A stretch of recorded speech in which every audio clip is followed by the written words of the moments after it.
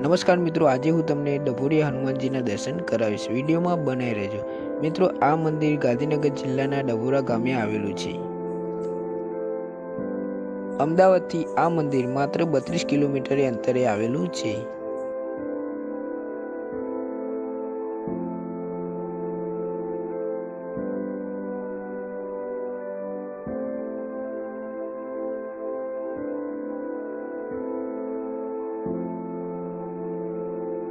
મિત્રો, અહીંયા તમને મોટા ભાગે ખેતરો જોવા મળી રહેશે અને મિત્રો તમે ખેતરનો નજારો પણ તમે જોઈ શકો છો. કેટલો મસ્ત નજારો છે.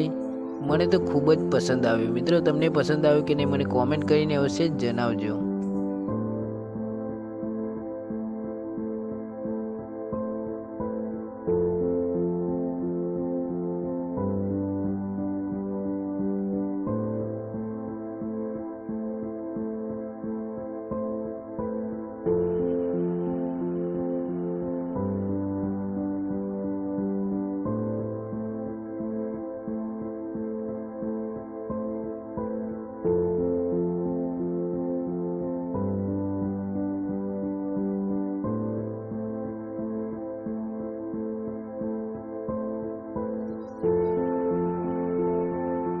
મિત્રો, આ છે ડભોરાનો મેઇન ગેટ.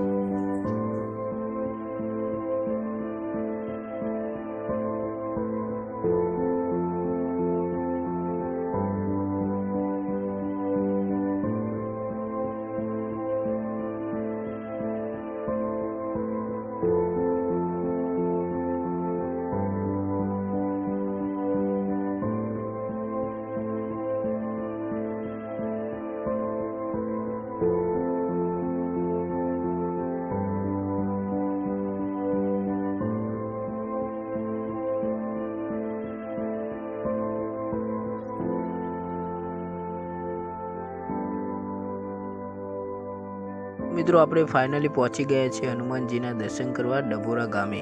તો મિત્રો, અહીંયા તમે જોઈ શકો છો, અહીંયા ઘણી બધી દુકાનો તમને જોવા મળશે. એમાં મિત્રો તમને તેલ અને પ્રસાદી મળી રહેશે.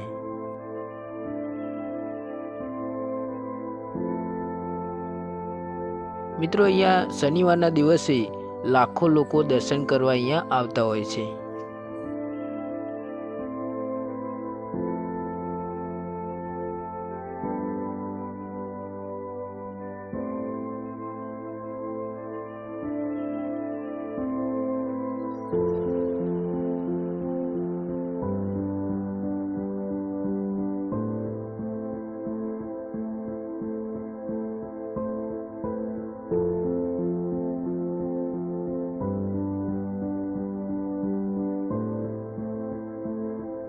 મિત્રો, આ મંદિર લગભગ 1000 વર્ષ જૂનું હશે.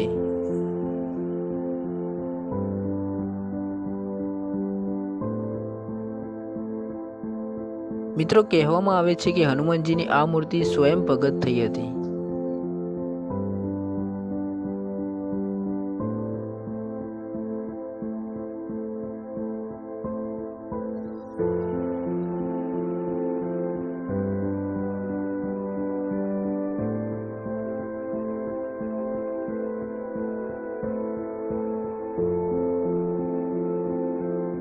મિત્રો, અહીંયા હનુમાનજીનો સુખડીનો પ્રસાદ ચડાવવામાં આવે છે, જે મિત્રો તમે જોઈ શકો છો અહીંયા સામે મળે છે. તો તમે અહીંયાથી લઈને તમે સુખડી ચડાવી શકો છો.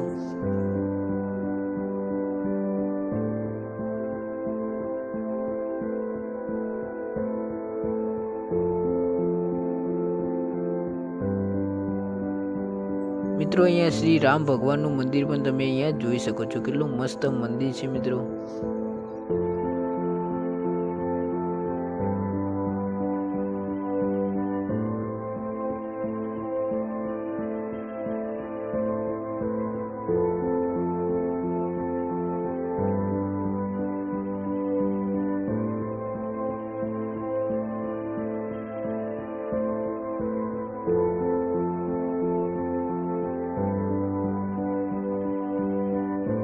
મિત્રો, ઇતિહાસની વાત કરીએ તો અલાઉદ્દીન ખિલજીએ જ્યારે પાટણ પર ચકાઈ કરી ત્યારે પાટણના રાજા અહીં ડભોરા ગામમાં આવીને જંગલમાં છુપાઈ ગયા હતા, જે આજે દેવગઢ જંગલના નામે ઓળખાય છે.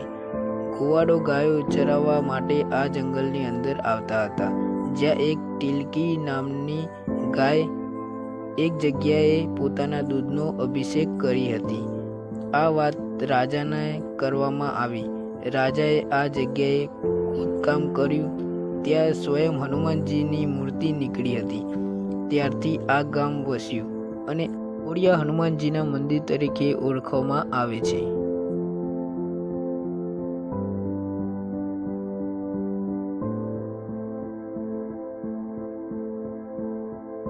અહીંયા તમે મિત્રો શ્રીફળ વધારી શકો છો.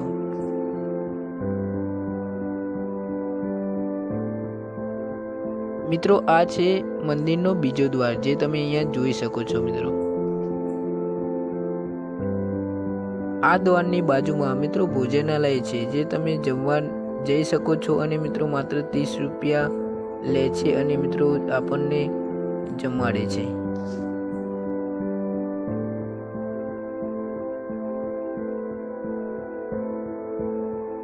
મિત્રો ગુજરાતનું દરેક મંદિરમાં આપણને જમવાની વ્યવસ્થા મળી રહે છે.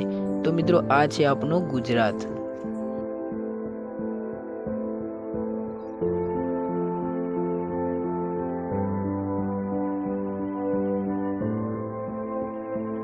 વિડીયો પસંદ આવ્યો હોય તો મારી ચેનલને સબસ્ક્રાઈબ કરતા જજો. મળીએ એક નવા વિડીયો સાથે.